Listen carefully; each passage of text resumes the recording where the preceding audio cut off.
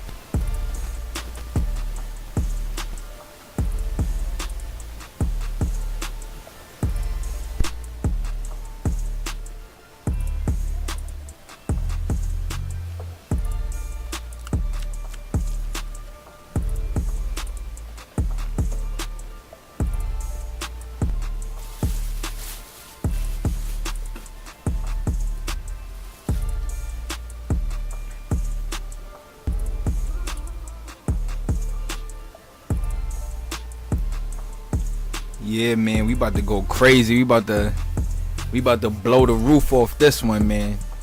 I want y'all to like, comment, and subscribe, man. It's the Copper Color King. We back in this bad boy, man. Welcome back to the Morals and Money platform, man. Welcome back, welcome back, welcome back, welcome back, welcome back. Alright, just a quick update real quick. Just to give the viewers an update on where we left off on the last live stream. You know, we've been talking about the French occupation of the Louisiana territories and the Aboriginal enslavement, the enslavement of the Aboriginals within these Louisiana territories. You know, the people of the different tribes, you know, the Choctaw, the Natchez, the Chickasaw, the Chefonta, the Washita, the Cadon, the you know what I mean, the Creek. We could throw them up in there. The Alabama. We could throw them up in there. Just multiple different tribes of the Louisiana territories, man. Like I always tell everybody, right? And like I said, man, quick update. Sorry to cut that drop off. We live on TikTok, man. We live on TikTok. We about to pop that shit, man. We about to pop our shit. We about to talk a lot of historical facts, man. So just make sure y'all like, comment, and subscribe, and go follow me over there, man. Copper Color King, man. We in this bad boy, man. Help me hit, right, my 50 heart mark. Show love, man. Donate. Do whatever you gotta do. Like I said, we about to go crazy. But yeah, the different Aboriginal tribes, the enslavement of those different peoples, man. The different strategies that the Europeans used, the colonizers used to enslave these people. Yo, I mean, like, it's crazy, bro, because it's one quote that I'm gonna continue to say, and that most people don't even think about this, right? But black people hate everything about slavery other than Christianity. We hate everything about slavery other than Christianity. We will go to church on Sunday, pray to Lord Jesus Christ, amen. You know, this is not to bash the Christians either, though, but like, we do all of that, right, and then go back to sinning for the next 6 days, you know, or not even working as hard as what we need to enjoy ourselves on the Sabbath, that Saturday, right? We were not poor people, man. We were happy with what we had. We were happy and we were content with what we had. We only needed to take what we needed. We weren't a savage group of people, you know. Aboriginals, you can't sit there and consider them a savage group of people. It does not work like that. Player. Give me a second, y'all. Let me try to get some more light. Get some more light up in this bad boy, man. Right? It does not work like that. It does not work like that. You came to our land, right? And you robbed us of the riches we had. You robbed us of our lifestyle. You robbed us of our faith in the Great Spirit. You robbed us of our commodities, of our land. You robbed us of our strong leaders, of the many strong leaders we had. You robbed us of our people. A lot of people forget, like, or don't even know, like, y'all be so focused on the transatlantic slave trade, y'all forget there was a whole slave trade going on between Europe and America, North America, between the West Indies and the Northeast. A whole slave trade, son. You got cousins down in the Caribbean islands that you probably never even met before. You got cousins over in Europe that you probably never even met before. They tore families apart. All for what? For the belief of manifest destiny? Does it even make sense? It doesn't make sense. It does not make sense. To me, when I talk about it and when I start thinking about it, the only thing that comes to mind for me is you got to think about who the real savages are. Who the real savages are. And all our young brothers be out here calling themselves demons and savages, whatever the case may be, cursing themselves with the terms and the actions of these wild Europeans. 'Cause let's just be honest. We were a peaceful people. A peaceful people. I got the proof. Now, what I'm about to bring to y'all, right, comes from the history of the Choctaw, Chickasaw, and the Natchez. Right? And we about to talk a little bit about the way these people lived and exactly what they were robbed for and exactly what changed after the arrival of the Europeans. This book go all the way back to the 1800s, and I brought this to the channel probably like about 5 or 6 times already. And if you live on TikTok, go subscribe to the YouTube channel Copper Color King, man. But yeah, we're gonna get into this bad boy. We're gonna talk a little bit about the history of the Choctaw and the Chickasaw and the Natchez and their lifestyle, bro. Like I said, we were not poor people. We were happy with what we had. And I have the proof. The proof stated. The proof is in the pudding. Stated right there. Boom. Word to document. Right? Let's check it out. Buyout. What we got, man?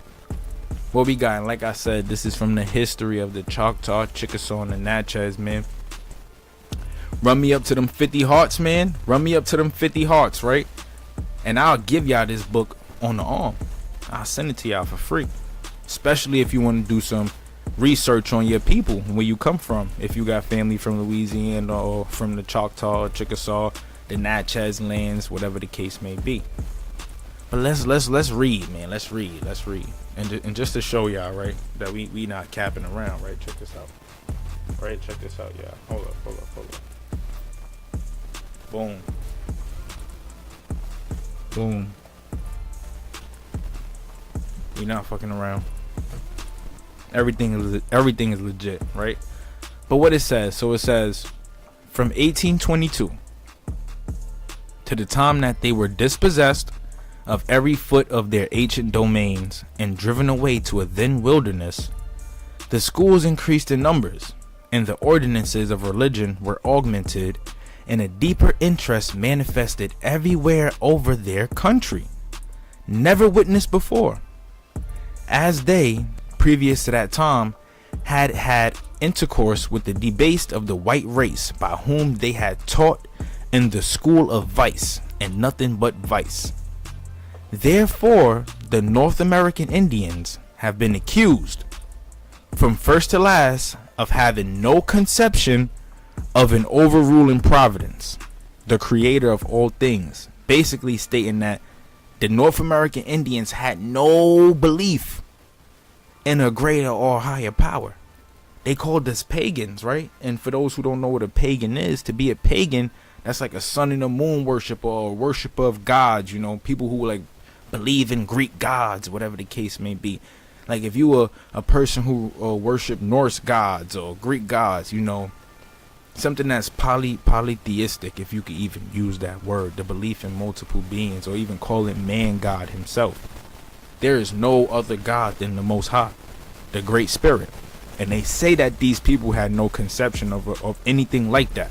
But what I'm about to show y'all proves is proof in the pudding, like I said, that these people were very religious, very spiritual. Like I said, they compared them to Hebrew Israelites. You know what I mean? Me personally, I rock with my MERS, my American MERS, and I rock with the Hebrew Israelites as well. I rock with both sides, but and even the Muslims, I rock with my Muslims. OD Islam to all my Muslims. Shout out to MOI, the Minister of Information, right? I rock with it, but when it comes to Christianity and all of that, you gotta really research the truth, right? This stuff was used to enslave our people. They used Christianity to enslave our people, right? Let's continue. Right. So what it says, an effort has been made to sustain the charge in that they believed in the supernatural power of their rainmakers, their fair weather makers, and the incantations of their doctors. But the charge is utterly false. 'Tis true. They relied on their rainmakers, fair weather makers, and the conjuring of their doctors. They did rely on these people, right? These were like their spiritual healers. These were their pastors, right? These were their pastors. That's who they was. They're pastors. You go to church, you got your pastor. This is what they looked at as a pastor. Now check this out, right? Check this out. Let's listen to what they about to say. And like I said, show me some love, man. Help me run up them hearts, man. Let's do it.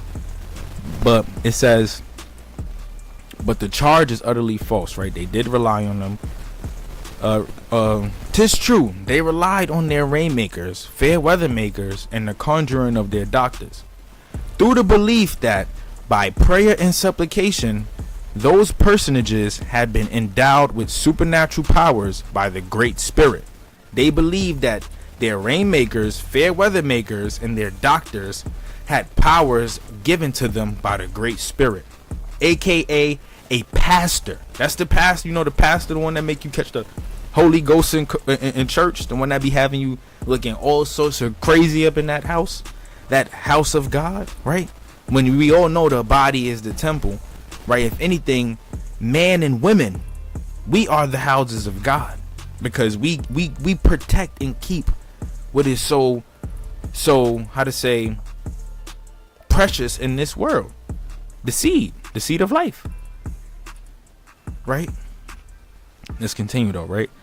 Yeah, it says that they believed that by prayer and supplication, those personages have been endowed with supernatural powers by the Great Spirit, their God and ours, in whom all Indians believe, and with greater renovation than the whites, and I defy successful contradiction. They sought the aid of their rainmakers and doctors, just as we do the prayers of our preachers in behalf of our sick. Straight drop. Look, this is all facts, y'all. Check it out. It's right there. It's all underlined. Like I said, man, show some love. I could get this to y'all. I did the reading. I did it. I sat here, did it myself. For those who don't want to really go and do, you could find your page, pick your poison, right? And subscribe to the YouTube channel, man, Copper Color King, because we do this every weekend, bro. Morals and Money, subscribe to that channel. We do it every weekend. I mean, we do it for the people. Copper Color Pride, man. Let's do it. But yeah, so more so, yeah, they saying basically just like how they relying on those people, we rely on our preachers too. So it says, now what more did or do the red race than the white? Nothing.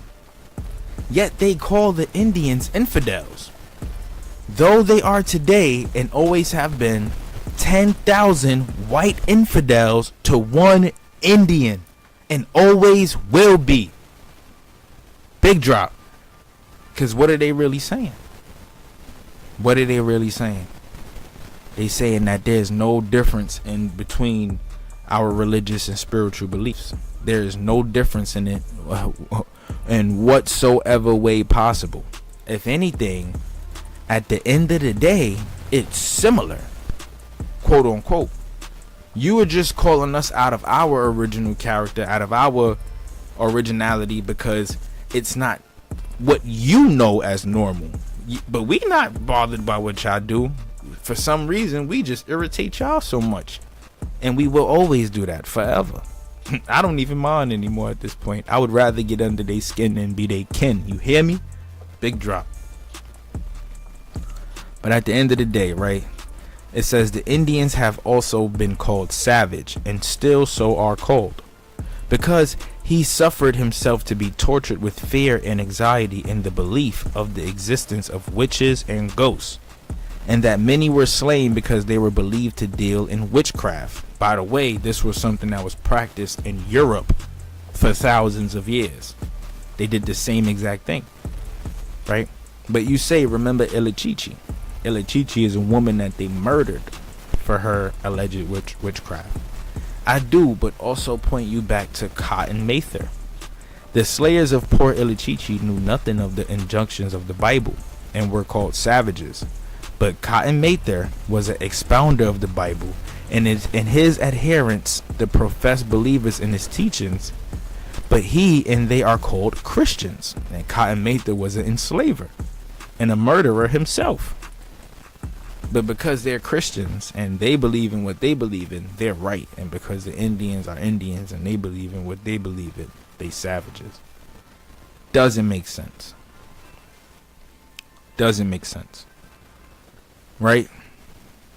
Now judge ye.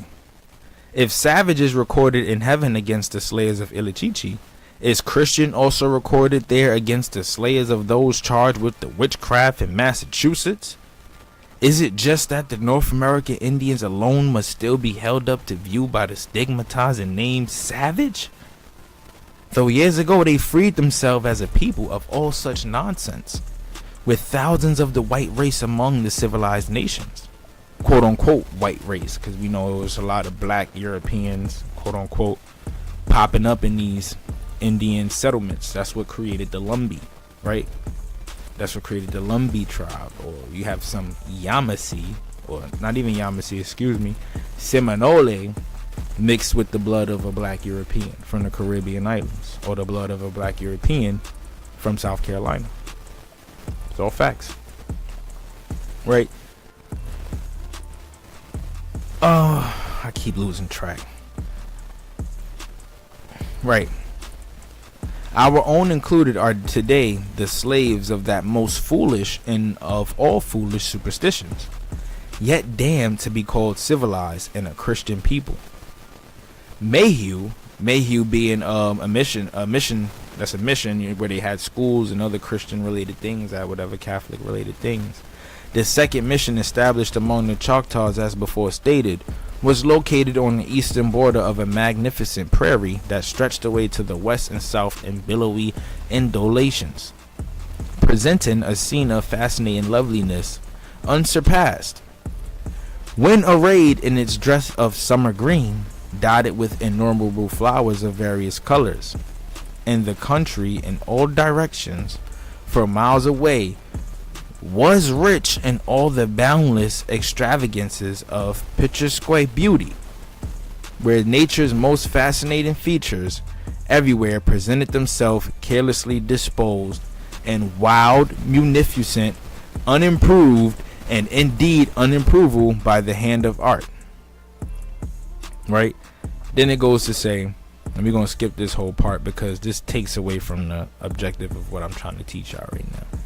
It says their horses, cattle, and hogs, which they possessed in great numbers, were fed alone from nature's ample storehouses, filled at all times with the richest varieties of provender grass, cane, acorns, and nuts, while game of many varieties roamed over their forests undisturbed only as necessities demanded their destruction.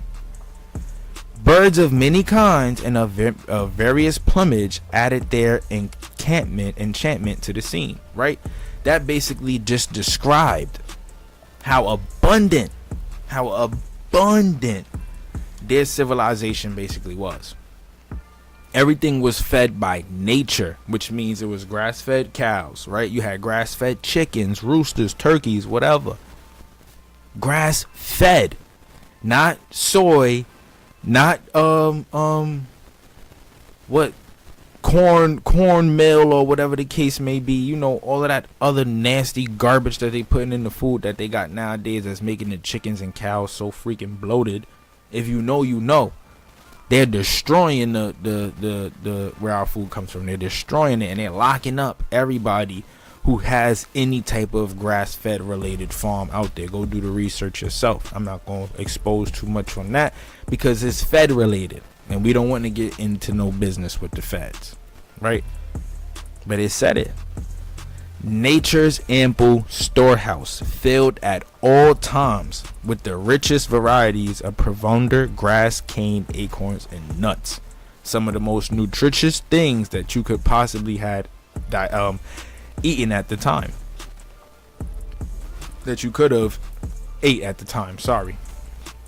And then also, in addition to that, a lot of people don't even know this, but it's a lot of animals that were aboriginal or that came from America that went into other places of the country, of the world.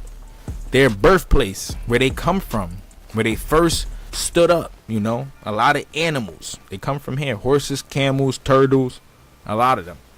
We could name a couple. I ain't going front, but I'm going to save that for another live stream. Then it continues to say, the missionaries found the Cherokees, Choctaws, and Chickasaws in their native state. Which means after the enslavement and the quote-unquote civilization of these people, this means that they took them out of their native state. They removed them from their native state. What does the Willie Lynch theory say? To enslave somebody, you must take them out of their native state. You must. So they found us in our native state, removed us from our native state, and changed our entire state of mind. Do y'all see how that works? It's a damn shame.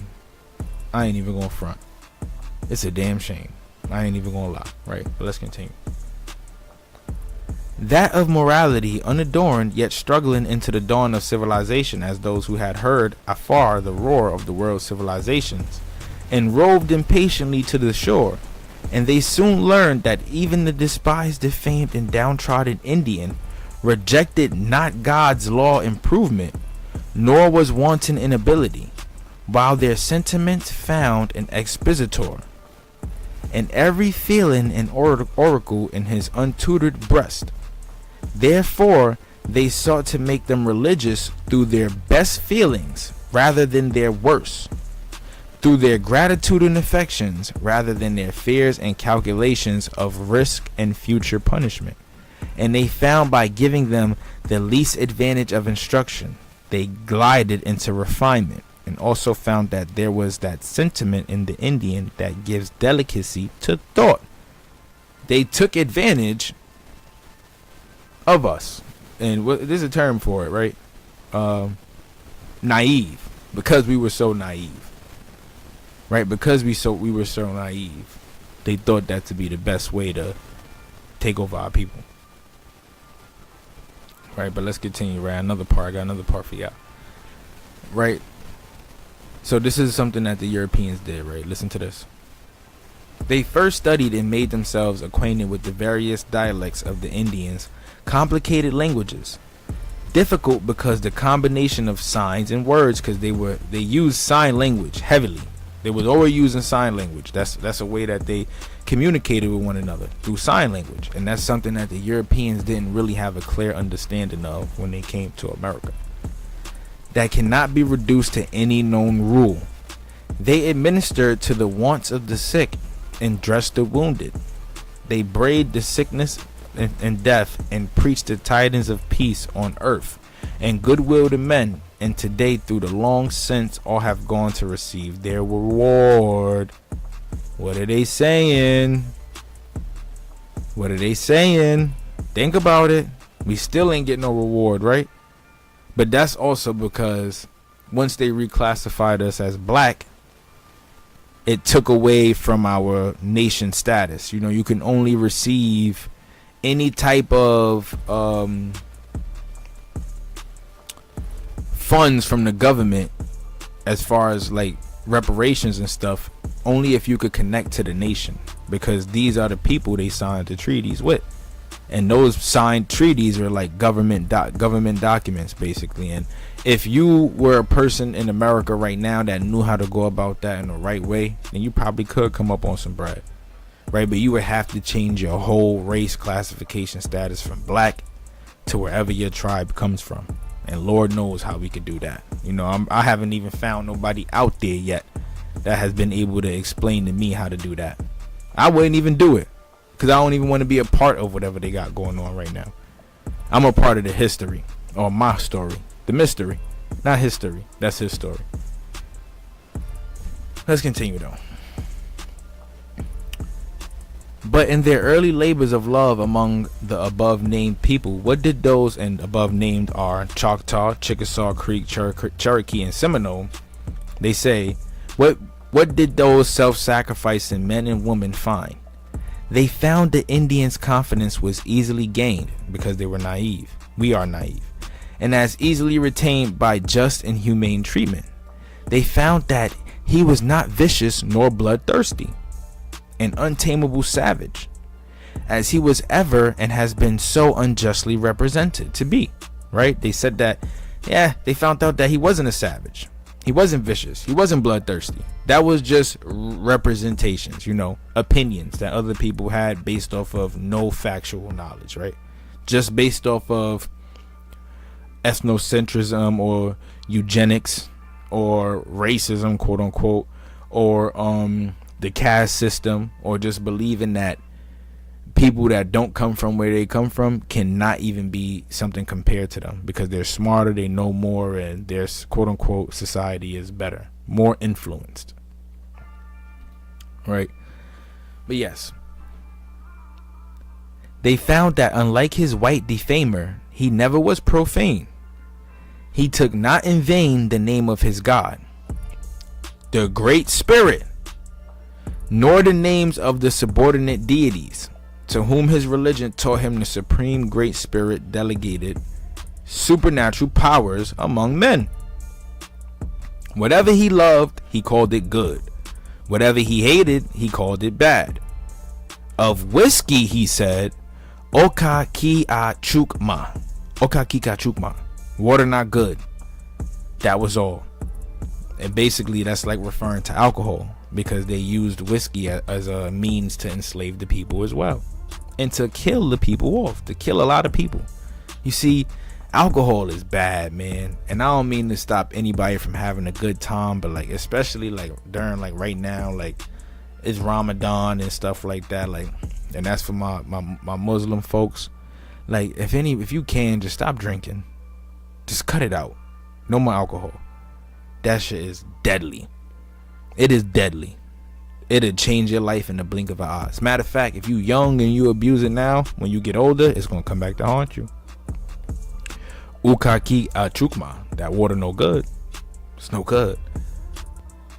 They found the men to be, to a great extent, even as the whites, good husbands, loving fathers, right? Good fathers.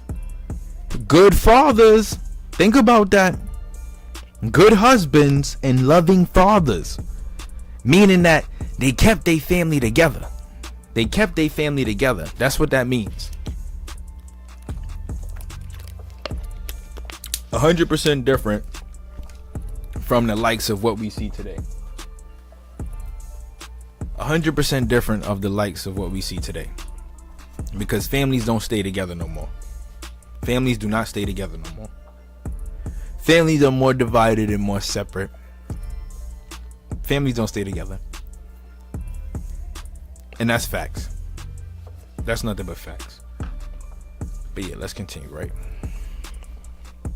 And the most faithful of friends, they were good friends.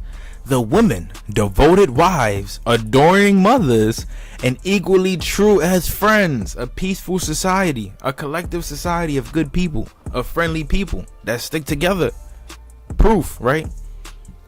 in both men and women, truthful to the letter, all scorning a lie and a liar.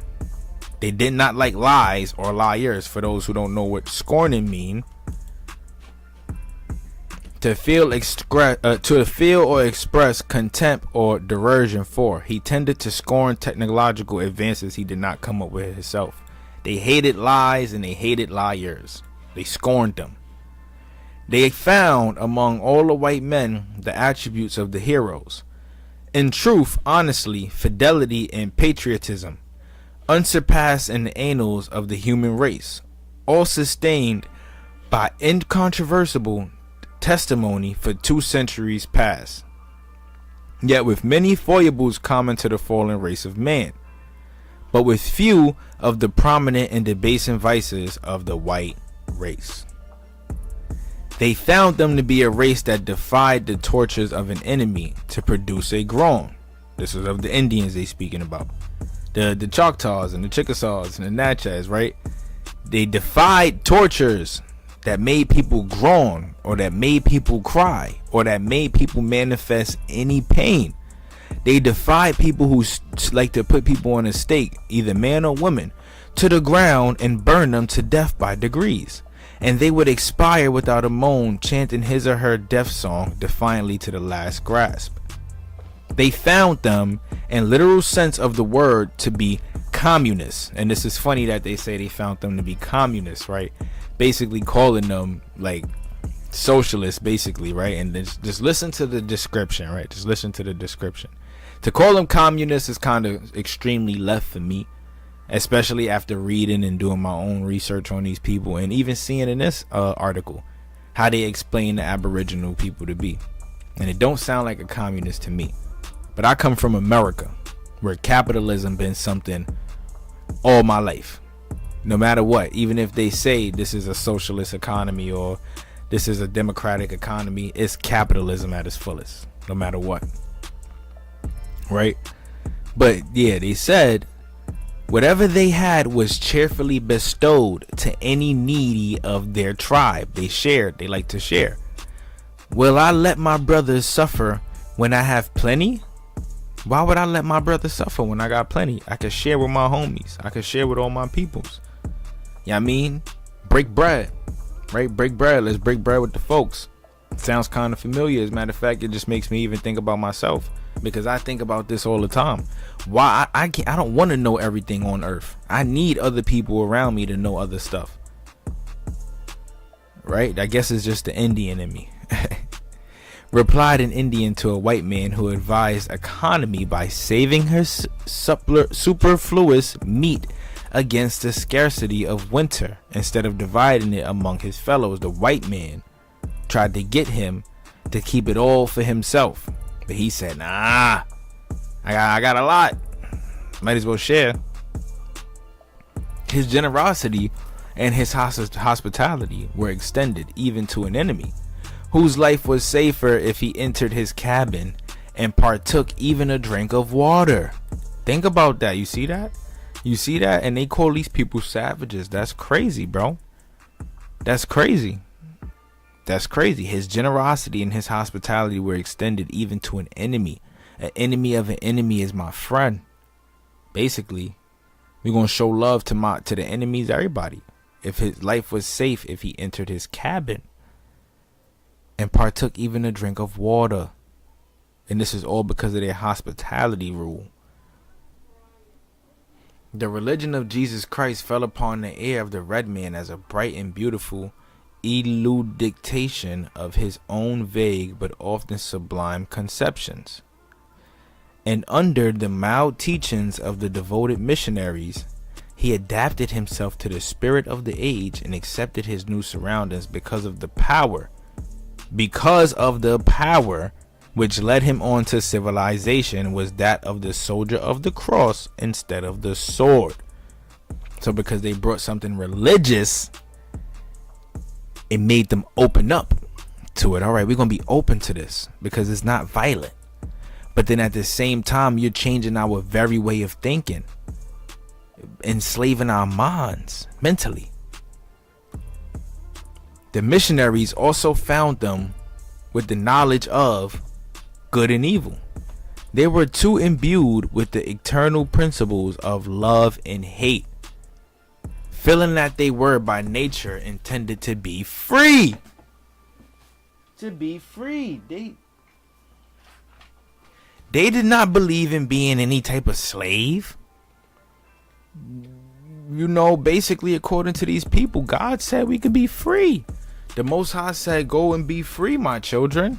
Right? Our great spirit said we could be free. We didn't have to go through any of that. That's why we were so open and friendly, because the way of life told us to be free. Nature told us to be free. Yet feeling that they were slaves to circumstances alike with the human race, seeking the good yet too often finding the bad, but not being able to attribute both the good and the evil to the same all-wise being. How familiar does that sound? When something bad happens to us, what do we say? If something bad happens to us, one of the first things that we say is the devil is preying on us. Oh, the devil preying on me. The devil want my soul. That's what we usually say, right? The devil want my soul. The devil wants smoke. That's what we normally say, right? We would say something like, "Oh, yeah, I gotta pray, you know, because I need good luck." That's what Christians say, right? Whatever the case may be. It's the same thing. It's the same thing. It's essentially the same thing. It's the same thing. They basically saying that they cannot find a way to be able to attribute the good to and evil to the same all-wise being. They keep it separate. Whoever's doing evil, we contribute to the evil. And whatever's good, we contribute to the good. They imagined that these gods were like anxious to do them service. Right? All right, let's continue. To do them like service. The one to give them pain and sorrow, and the other prosperity and pleasure. Right? Like the devil and like God. You say the devil is one and God is the other. Or Jesus and the devil, you know, for people who don't understand. And the other prosperity and pleasure, the one ever thwarting them in their undertaking. The other encouraging and assisting them. Assisting them. Right? What does that sound like? What does that sound like to y'all? God watching over me. It's similar. It's all similar. They therefore desired and very naturally to appease the one and to please the other. Now for those who don't know what appease mean, let's check it out. Pacify or placate by acceding to their demands. Amendments have been added to appease local pressure groups. Right? We give charity because it appeases our guilt. To appease. You don't rock with him for real. And the one is to please the other. And this desire, as a natural consequence, influenced them to worship of both the God of evil and the God of good. Yet those holy men of God also found that the Indian thoughts, the wild ivy of the human mind, could be trained upward until they were too hung around by the tenderest associations and the recollections of all that is sweet and solemn in man's nature, as it points upward to a blissful immortality in the skies, and that their spirits and hopes at once began to mount up from the earth, and the pathways thus indicated by light of the truth. But at last for the Choctaws, the white man soon disturbed the long and deep rest of their happy lives, not for their moral and intellectual improvement and advancement in Christian civilization.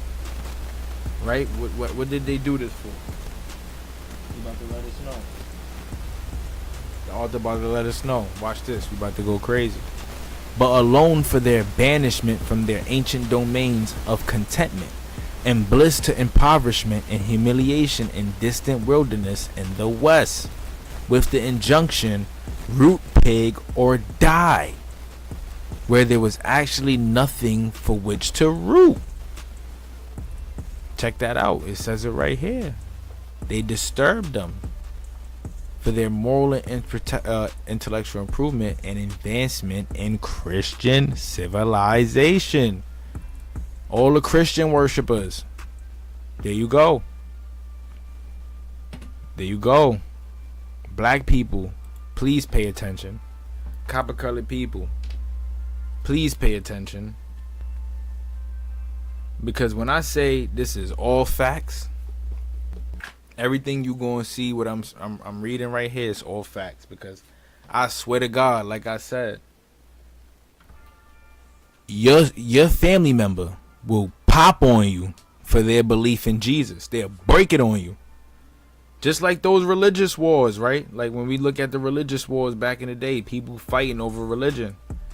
They fighting and getting it shaken over religion, what they believe in. In America, bro, especially black people will break it on you for their Jesus Christ. They'll get it popping on you for their Jesus Christ. And this is all facts, right?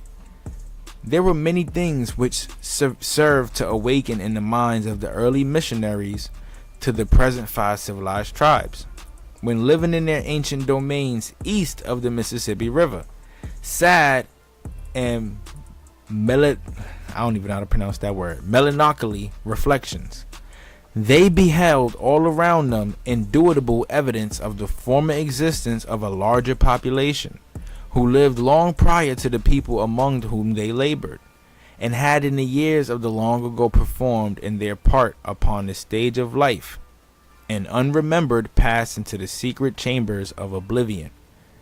They felt that they walked over the graves, right? Check this out.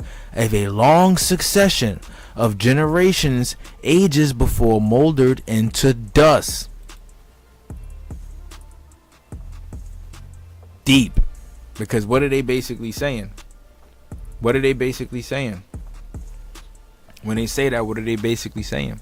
They walked on the ground of people who existed long before. Long before. But I thought this was the new world. I thought there wasn't no civilization here, right? The surrounding forests were once animated by their laborers, as their rude and moldering fortifications testified. Their huntings and wars, their songs and their dances, but silence had drawn its impenetrable veil over their entire history. They put what they basically saying, Indian history no longer exists, right? Let's keep it quiet. Let's put a veil over it. But you gotta lift the veils and see through this bull crap, this hypocrisy. You gotta see through it. This history, that's his story. This is not our story. We gotta see through that. No lettered page, no sculpted moment told who they were, whence they came, or the period of their existence. Big drop. They're telling you right here that everything was pretty much erased. We erased everything. We either whitewashed it, erased it, or just turned it into ours. It's no longer yours. It doesn't belong to these people anymore. And you won't be able to find nothing out about it. As a matter of fact, we're going to call you black to distance yourself further. Now you no longer can even connect to the nation. You don't even belong on the freedman rolls, right? Right? We disconnect you from everything that correlates you to these aboriginal people. Grandma told you was Indian. She told you that you was Indian. But for some reason, you can't find any trace to it, right? And that was a part of the enslavement. I got another part for y'all. Let's check this out, right? So it says, how different from all others they had ever seen or heard, the white traders, whiskey peddlers, stragglers, and refugees from justice, and all their previous knowledge of whose race, they had seen the same motto inscribed upon all their flags.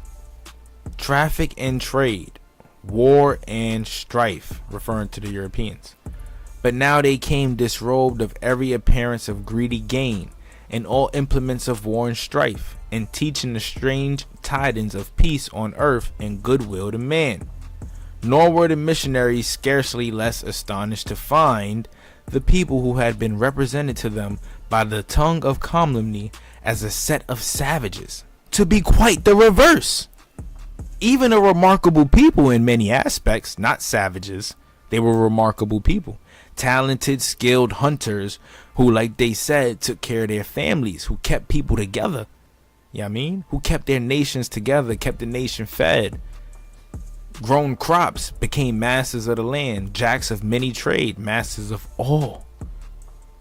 Right?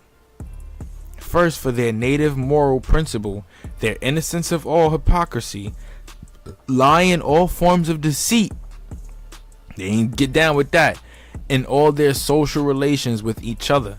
Secondly, for their virtue, their fair-mindedness, their great and abiding paternal and parental affection, fatherly and parenting affection. This is what they were respected for, being good fathers and great parents. Right? We need to return back to the roots. Let's go back to the roots where we truly belong. That's where we truly belong. In fact, we go back to those ways, a lot of things have changed for our people. We are moving a beautiful positive direction. A very beautiful positive direction. Oh boy. I can see it now. No more BBL music. No more single family homes. We raising our kids, our youth up to be strong soldiers. Right? And the Willie Lynch theory is sad. When they made the slave, the process of making the slave, once they break the man down in front of the woman, after that, the woman shall raise the children in reverse roles, right? Basically saying that they'll raise the woman up to be independent and raise the kid up to be, the son, to be dependent, to be like a crybaby. To be like a crybaby. Basically, that's basically what they're saying. But at this time, with these people, it was not like that. The sons were raised to be strong. And the women, the daughters, were raised to rely on the fathers and sons. Thus teaching the women to be able to rely on family core values and aspects. And vice versa. Thirdly, they had a respect for the right of property. And the sacredness of human character from slander and vituperation. Let's check this one out. What does that mean? Vituperation. Bitter and abusive language. VITUPERATION. Vituperation. No one else, and it's basically bitter and abusive language. I'll be learning a new word each time we get through with these, man. This is not an overdrawn picture. Nowhere among any people was property, life, and human character more sacred. What is you saying? Right? This all goes back to the whole belief that these people had slaves and that they were enslaving their own kind or whatever the case may be. Impossible, bro. I wouldn't even believe that even if someone looked me and showed me 2 pictures of it happening. I wouldn't even believe it because they lived a completely different lifestyle. They couldn't have been slaves because in another article that I'm also bring to this channel, it stated that these people will bring their POWs into their tribe, and these people will become members and family members, tribal members, which is facts. I read that. Facts. Right?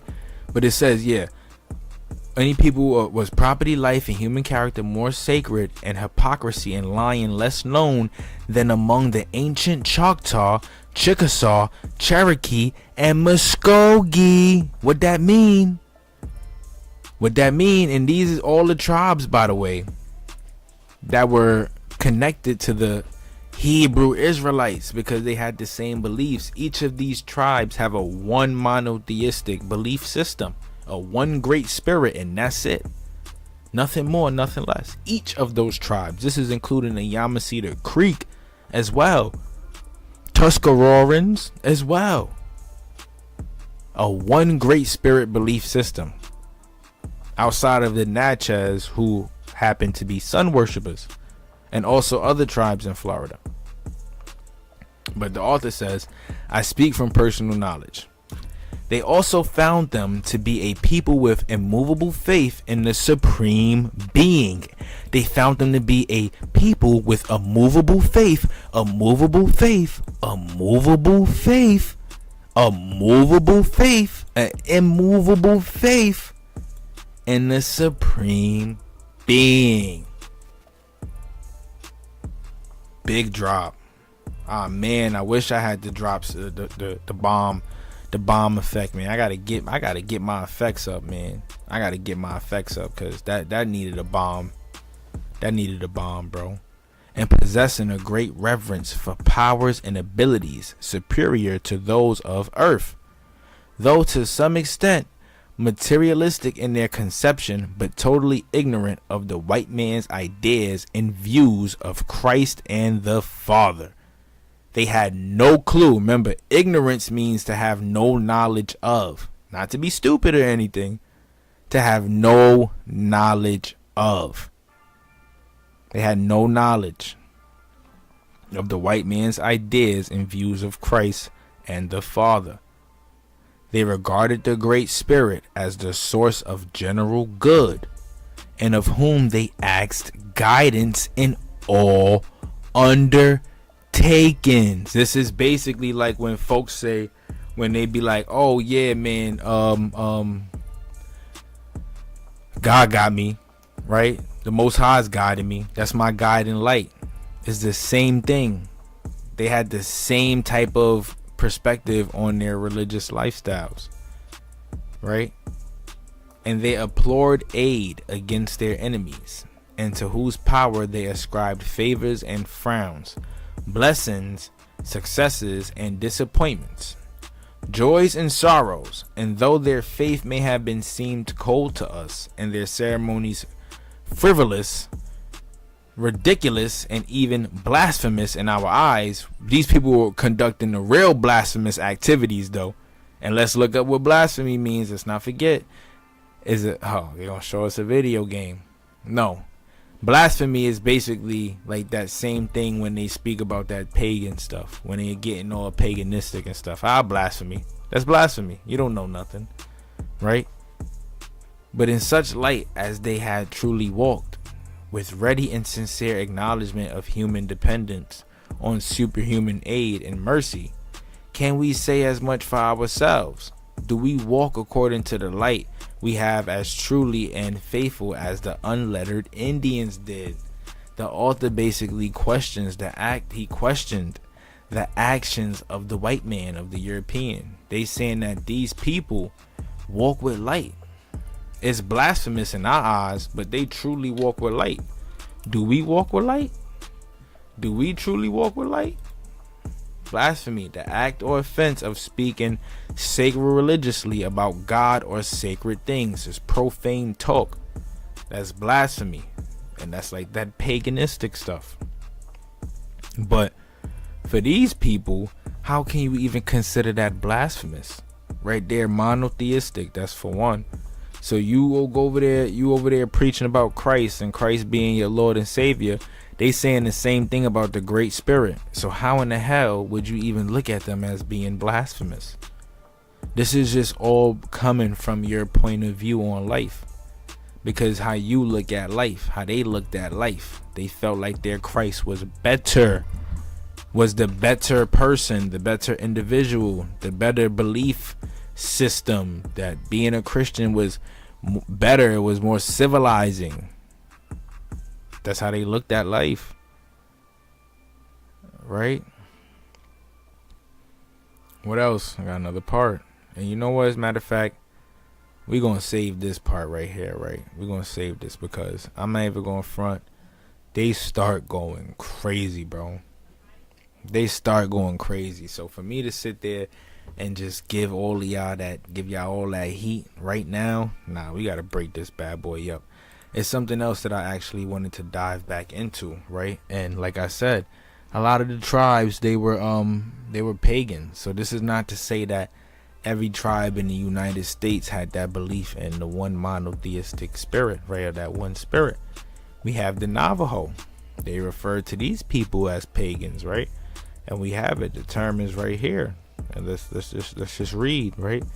It says the Navajo tribe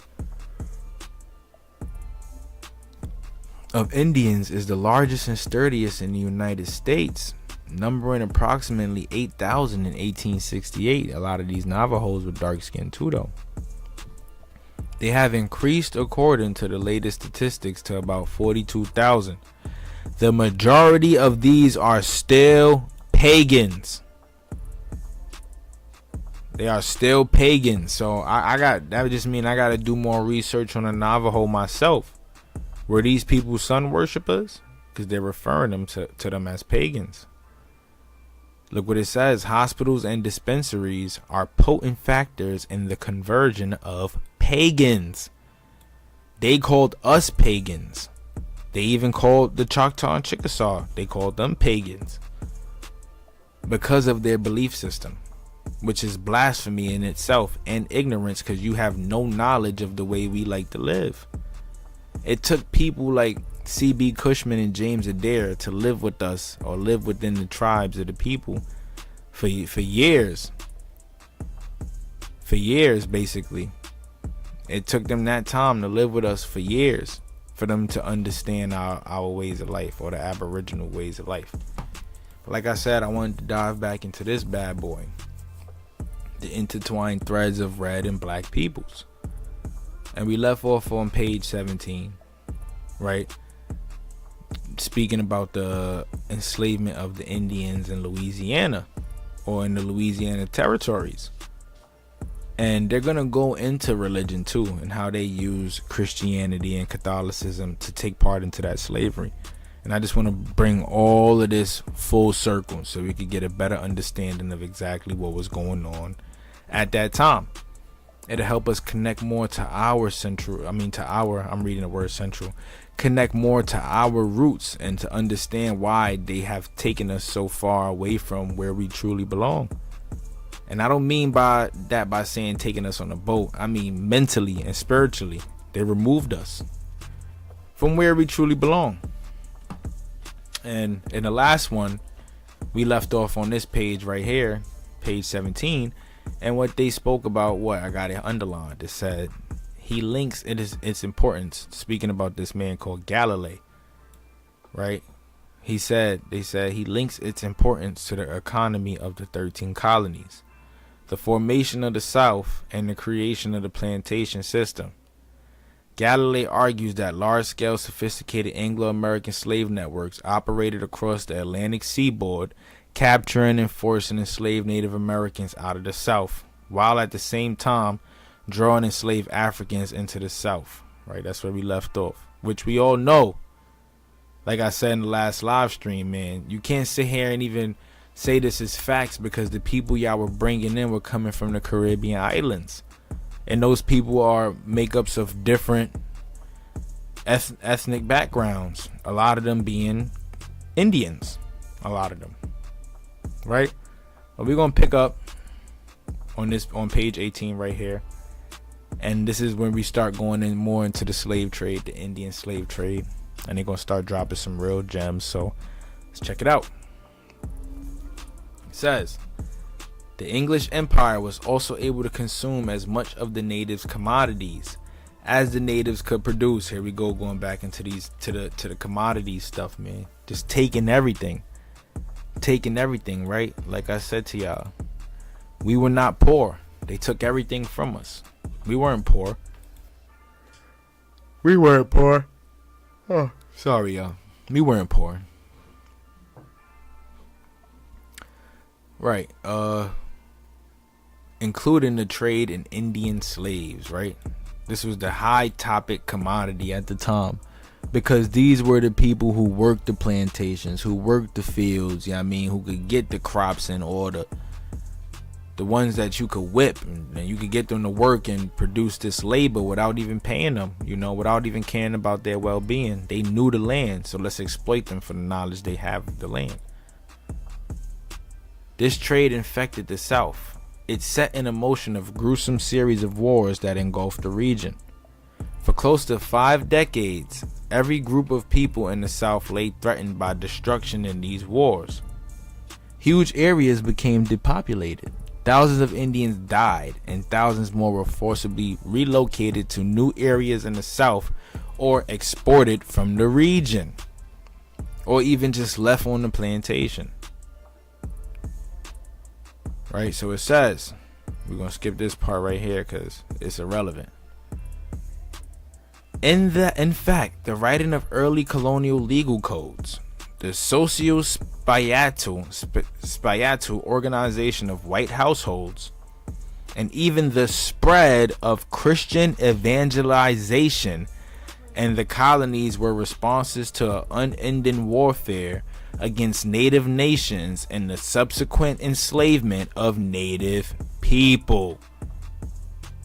Yet the existence of Indian slavery and the stories of Indian slaves has nearly disappeared from the literature. Here we go, we see it again. He said, the existence of Indian slavery and the stories of Indian slaves has nearly disappeared from the literature. Boy, if I had $1 for every time I heard them say that, before I heard somebody say that, I'd probably be up 100K right now. Because that means I done heard it 100,000 times. It has disappeared. Where has it gone? It just dipped, grew legs, and walked away. Nah. I'm going to tell y'all what happened, right? I'm going to tell y'all. I'm going to continue to tell y'all. This is his story. Not yours, not mine's, not ours. They had to remove that. Because if they would have left it, they would have been in some trouble right now. And they know that. As a matter of fact, they probably scared because a lot of people are waking up. They probably scared, preparing to go into their underground bunkers. Because they know once the veil is lifted, it's up and it's stuck and there's no coming down. Right? In 2016, Andres Resendez published the most expansive study to date with his book, The Other Slavery, the uncovered story of Indian enslavement in America. His was also the first major publication to broach the subject of impact of this other slavery upon the modern nation and its living indigenous communities. Resendez contends that there is a direct correlation between the historical enslavement of indigenous peoples with present-day social injustices. Big drop. There is a direct correlation between the historical enslavement of indigenous people with the present-day social injustices. Willie Lynch theory. There's a link between what's happening now with these social injustices and the enslavement of the indigenous people in the past. Basically saying the hate that they given black people in America has some type of connection to the hate that they gave indigenous people. It's similar. Why is that? Because we're the same people. We are the same people. And he says, and the practice of that enslavement was much more widespread and insidious than previously thought.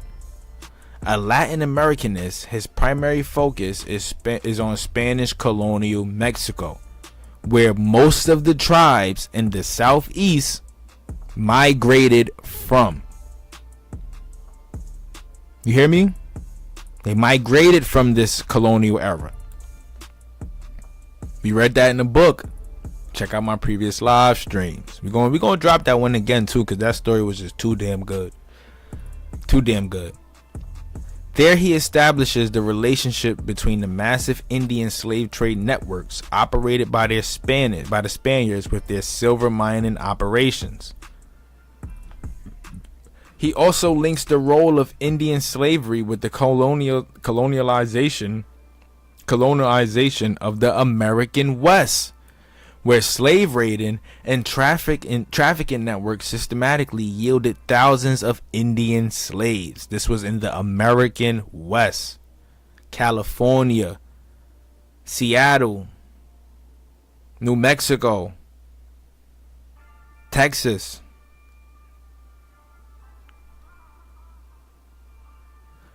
Brett Rushford, on the other hand, focuses on New France and Upper Louisiana in his book, Bonds of an Alliance, Indigenous and Atlantic Slaveries in New France.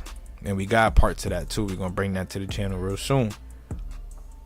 He analyzes pre-existing indigenous captive practices and reveals how French adapted those practices in order to meet their own needs, resulting in the widespread enslavement of Native Americans across French-claimed lands. Big drop. And we got more. And I don't want to skip through this right here. I want to continue to remain on the French part. So let's check this out, right? The deliberate exploitation and manipulation of Indian cultural practices, trade networks, and warfare allowed the French to establish and then solidify colonial authority throughout the upper and lower Mississippi Valley. Right? The exploitation of Indian cultural practices and trade networks and warfare. When they say warfare, they talking about how they got tribes to fight against one another, to kill each other off so they could take the land. Rushford further illustrates the intricacies of the many distinct cultural and linguistic groups inhabiting Louisiana. Yo, I sound retarded. Inhabiting Louisiana at the time of colonialization, as well as the importance of diplomacy and the calumet, as both object and ceremony in French-Indian relations. So let's see what this calumet is. And I know this calumet right here, this has a lot to do with making peace. I know that for sure. All right, so let's see if Google lets us know. All right, they're not gonna let us know nothing. I guess we're gonna see in the text. And peace came in the form of a woman, Indians and Spaniards in the Texas borderlands. Juliana Barr recognizes how white settler colonialism transformed traditional indigenous kinship, binding it to modern class structures and racial identity. Woo! What she said? She said what she said? She said white settler colonialism. It transformed the kinship of indigenous people. What did we see in the book? What did we see in the book? They were good fathers, good brothers, good sisters, good mothers, good parents, great parents. That was their traditions. They were removed from their native state. That's what it said. White settler colonialism transformed traditional indigenous kinship. Because of who? Because of what? Let's highlight that. Binding it to modern class structures and racial identity. What do they mean by that? Basically, leaving these people stuck with the same racial class structures that the Europeans carry, right? Leaving them to do stuff like compete, light skin versus dark skin. Light skin Indians and dark skin Indians got beef. Dark skins is now called monkeys and Africans or whatever. Light skins, they want to stick close to the white people. Some of them. The colonialism created that. It put that divide in the tribes. It divided the people. It's the same caste system that they used in the Caribbean islands. The lighter you are, the more accepted you are. The darker you are, the more unaccepted you will be. It's tough, man. It's crazy, but this is all true because we see a lot of it today. A lot of it is happening today. And we live with this trauma, man. We live with this trauma. It's so crazy because we don't try to stick together. You know, it's not too many people out there trying to make unity or create some type of unity amongst the people. Most people live to compete and put each other down, to hurt one another. I don't know if people seen it recently, but it was on the news. It was on the news. A brother got popped in his biscuit. right? But he was the antagonizing individual, coming at another brother because he was what, Hispanic, if I'm not mistaken. Like, you see stuff like that, but we all the same people. We just speak different languages, and that's okay. We gotta learn to show love and learn from one another, man. That's how these people did it back in the day. And this is why these people they lived with such abundance and love in their ways. Like, it will forever had made an impact in their offspring for years to come. Had those things still been continuing up until today, we will live in a totally different world. Let's check out what they say, right? He says that white settler, Juliana Barr said that white settler colonialism transformed everything, and it binded it to modern class structures and racial identity, focusing on the intersection of race and gender. Wow. Barr tackles the structures of colonial authority over time, including the passed down cultural prescriptions and institutional inventions, which define and control academic and cultural paradigms. Wow, what's she saying? Let's break this one down too, right? She's saying that the white set of colonialism, right, over time, it passed down institutional inventions such as jails, right? These slave houses turned into jails, right? So I'm just giving an example, basically, though. And it controlled our academic and cultural ways of life, how we viewed life. It shifted the entire paradigm in an entirely different direction, up until the point to where how we live now is nothing similar, not even close to how these people lived back in the day. For some of us, right? It says changes in gendered valuation of labor. Changes in gendered valuation of labor. Having women work in manly jobs. Control of resources. Having control of all of the food, all of the water, everything like what we see today. Political participation, involving themselves in our politics and the politics of the Aboriginal people, and domains of status and authority derailed native systems. Some of the most prolific scholarly debates have focused on the ways in which colonizers viewed and judged indigenous and enslaved peoples in specific ways, in process constructing the contemporary categories of white, black, Indian, savage, and race through gender and sex differences. Come on, man. Come on. It's impossible for us to not be able to draw these connections. It's impossible. I'm so happy to be doing this informational research right now. I'm so happy. Y'all don't understand how happy this shit makes me, man.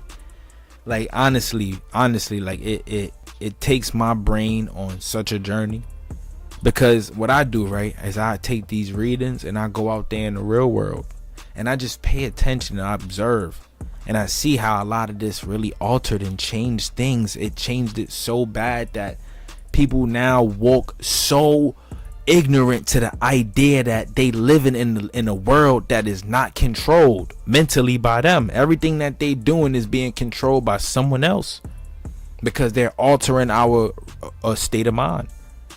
Our natural state of mind is being altered, where every new invention, every piece of fast food, every movie you watch, every cartoon, every commercial, every toy, it alters the way you see life. It changes everything. Like how we got the girls with the dolls, right? They see all the dolls, they white and pretty, they don't like themselves.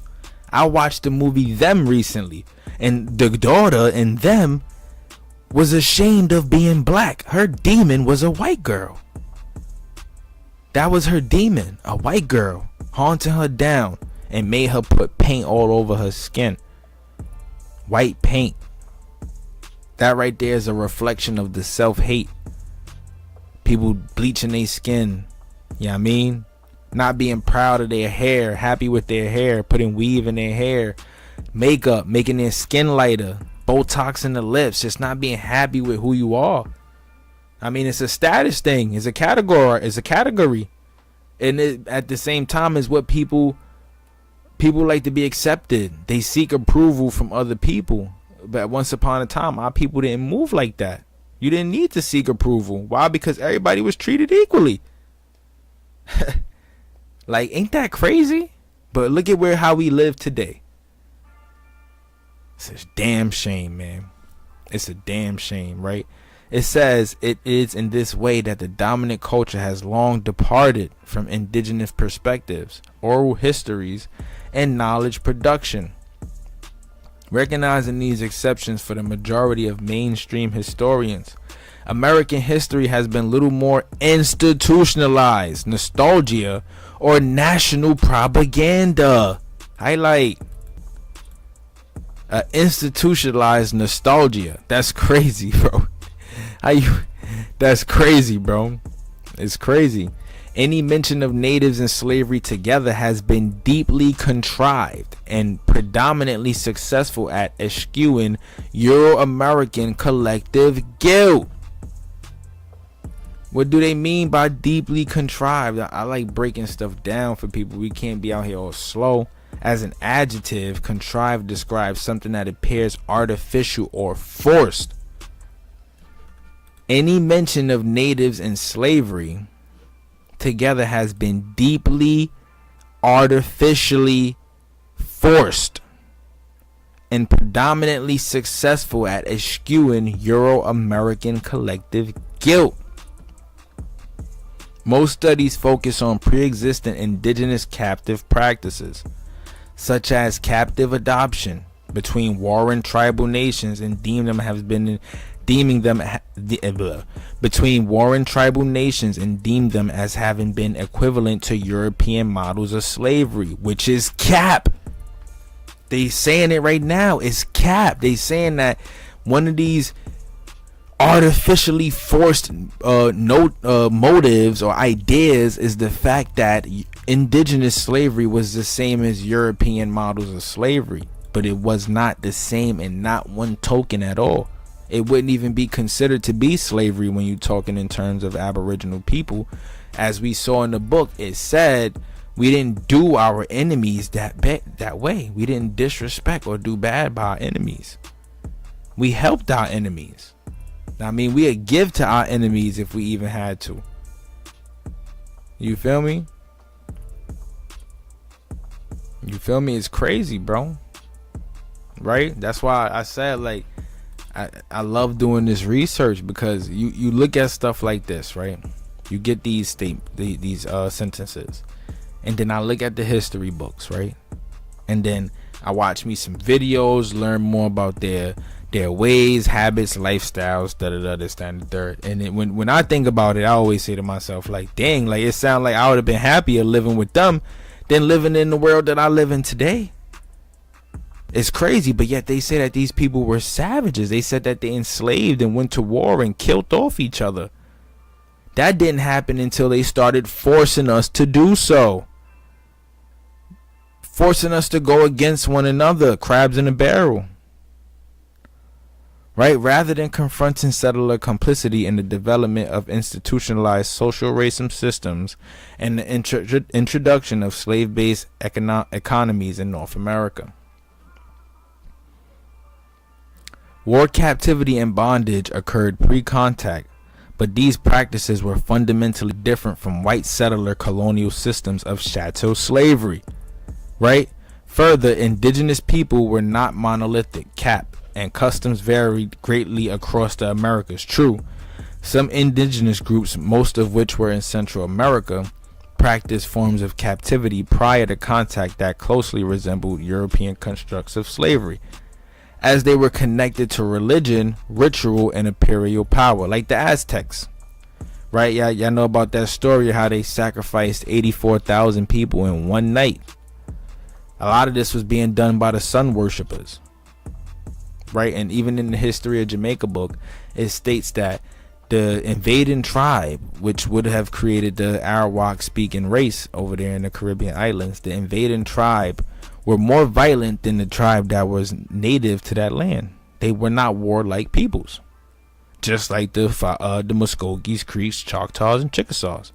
Not warlike, however, very brave. As I said in the as we read in the Choctaw Chickasaw migration story, it started with two brothers, and they agreed to migrate out of Mexico or Central America because of the violence that was happening in that area. Right? And it's all true, man. At least according to the stuff that I'm reading. I mean, according to the facts and details that I got. You know, my information. You feel me? But listen, man. Y'all could go do your own research. And whatever you learn and whatever you come up with, you know, cultivate your own story. But one thing we gotta stop doing is let somebody else tell our story for us. Because it won't ever work out. You will never realize who you are. You will never learn about the beautiful history behind your people and where you come from. It is extremely beautiful. The land we lived on was extremely beautiful. I mean, some of the architectural marvels in the North American mainland that were left behind. Beautiful, mesmerizing, very nostalgic. Grand Canyon, the mounds, Serpent's Mound, Battle Mound, Moundville, right? Poverty Point, Cahokia, right? Niagara Falls. We could continue. Remember, all of these beautiful places that are here now in America, they was here hundreds and thousands of years ago. And these very people walked those lands. These very people farmed on those lands. They cultivated fruits and vegetables and harvested cattle. So much, man. They did so much on these lands. Had families. Beautiful, big families. And they kept them together on these lands. So this is why you gotta do your research, bro. You gotta see, like, show some love to where you come from, man. We take for granted. We take it for granted. You know, we be so connected to the history that they fed us that our ancestors would be punching the fucking air right now. They'd be punching the air right now. If they knew, which they probably do, how we was living. Like I said, man, I got a video for y'all. And this all goes back to our history. Is it our history? Or is it their history? I had got this video a minute ago. I got it on TikTok. And I would love to conclude this one with this video because it's just more proof, man. I mean, like, what do you say, right? What can you say about some of the things that I'm bringing to this channel? What can you say? How can you deny it? How can you even contradict it? I would love to know. I would love to know because, like I said, man, I'm doing the research. I gotta do the research. It's embedded in who I am. You feel me? Pick up this word right here. Let's check the video out. I got it for y'all right here, man. Let's do this. Sorry, y'all. Just give me a minute.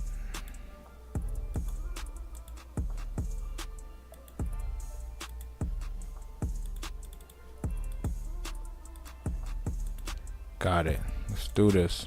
So let's check this out. Like, comment, and subscribe, man. Click that notification bell to stay up to date on all content. Stay plugged in like an extension cord, man. It's the Copper Color King. It's Morals and Money platform, man. We going crazy. Dropping these live streams. Doing what we got to do, man. Putting this content out to educate. To teach people. And to bring the Copper Color community together. I'm happy to be a member, man. And if you want more content like this, subscribe to my channel, Copper Color King.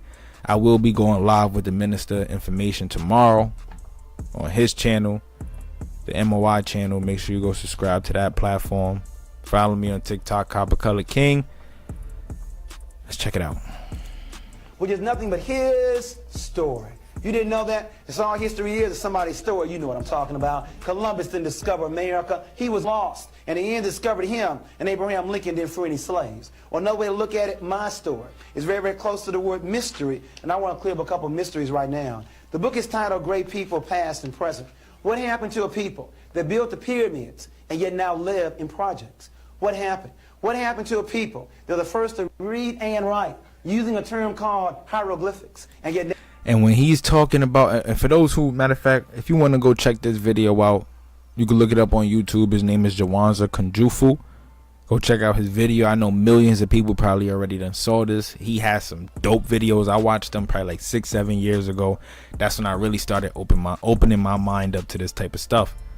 But he said it, man. Our history is a mystery. That's what they'll call it. History is his story, and we cannot stick with that. We can't get with it. It just don't sit right. How do we go from building mounds and pyramids to living in projects, from owning land to being in reservations and the projects? The projects are reservations. They are reserved for a group of people. Open your eyes. Lift the veils, man. Lift the veils. Join our masterclass, man. Tap in. Check us out. They're going to be having engineering workshops busting over at the RTG facility. You could tap in for some of those. You could tap in with me for some production workshops. I got production workshops coming, man. We could do some history lessons. Cuz got the life coaching. And we looking to add a whole team of people to this entire platform so that we can give people more varieties of different educations to choose from, different education sources of education to choose from. For anybody or for people who want to get into different crafts or professions, join our masterclass, man. If you need guidance, tap in with us. Tap in. Do not hesitate. Like I said, it's the Copper Color King, man. We got a dope podcast dropping real soon. Shot by yours truly. I want you guys to check it out, man. So I'm going to actually play a preview of it right now. And in the process of that, we going to get up out of here, man. I love y'all. Continue supporting. Let's do it, man. Let's get it.